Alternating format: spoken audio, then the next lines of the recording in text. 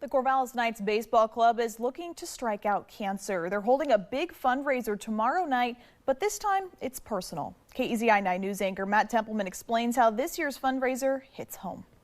All of the plans for this year's big event are made at the Corvallis Knights administrative offices, but this year one of the key organizers, Jennifer Beaumont, the general manager, has been absent.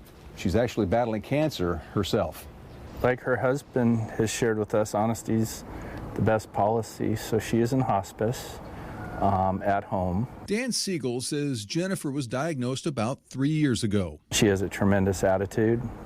She really has a zest for life, and she's fought, and part of that fight has been, this team. She loves this team and going to work. He says even during the toughest times, Jennifer remained in the office, never making excuses, never out of the lineup. I've talked to her before, like, you don't have to come into the office. You take care of yourself or go do something that here that you really enjoy, and this is what she enjoys. But as things progressed, the void in the office was huge. She says it's like a baseball team playing without their best hitter.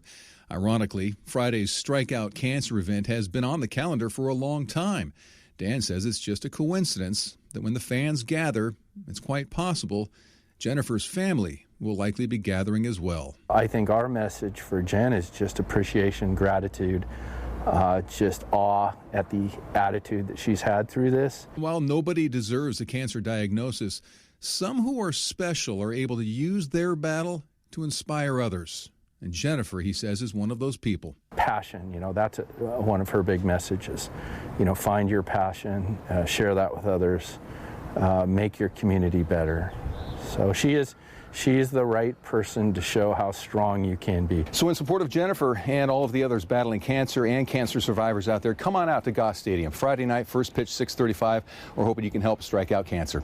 In Corvallis, Matt Templeman, KEZI 9 News. Disc golfers from around the country came to Eugene today to participate in the Professional Disc Golf Association Tim Selinsky U.S. Masters event. This event gives competitors the chance to compete for a national title.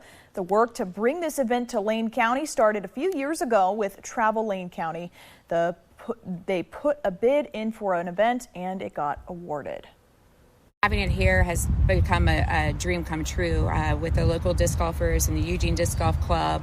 There's a lot of legends in our area, and it's so great to have people from across the United States and from outside of the United States and Canada to come here to play our local courses. The competition started yesterday and it'll run through the weekend. Tournament officials say disc golf saw growth during the pandemic with people looking for things to occupy their time. And we spoke to one of the competitors, Steve Wyatt. Steve started playing disc golf in 2010 when he weighed 350 pounds. He says the sport and being a patient of Golo, who is sponsoring the tournament, helped turn his health around.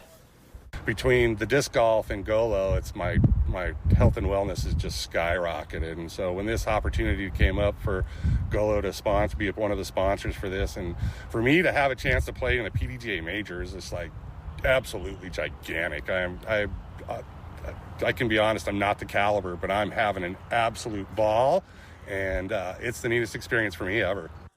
Says he didn't play well yesterday because of the nerves, and it's only his second pro disc golf tournament ever, but things turned around for him and he played much better today. We're told this specific tournament is breaking records and they've never had this many competitors. There are over 400 in total. After saying he was a menace to society for years, one man's hoping to put some good back into his community and is trying to show others that might feel the same as he did that it's never too late for change. Wesley Davis spent 20 years in prison, but now he says he's living a clean life, free of drugs. He's now pouring all of his energy into his restaurant in Junction City called Cherry's Snack Shack. It's on Ivy Street. Cherry's has been open since January. And Davis says it's a fairly simple burger menu of sandwiches and fries, but again, getting to this point was nothing simple. It allows me to not stay consumed in that bubble of criminality and drug addiction and break free and honestly learn how to be a part of the community while serving them good food. Pretty amazing, from serving time to serving food. He says he's now taking responsibility for his actions, trying to make amends after affecting so many people with his crimes and drug use. Now, the grand opening and a ribbon-cutting ceremony are planned for April 26th.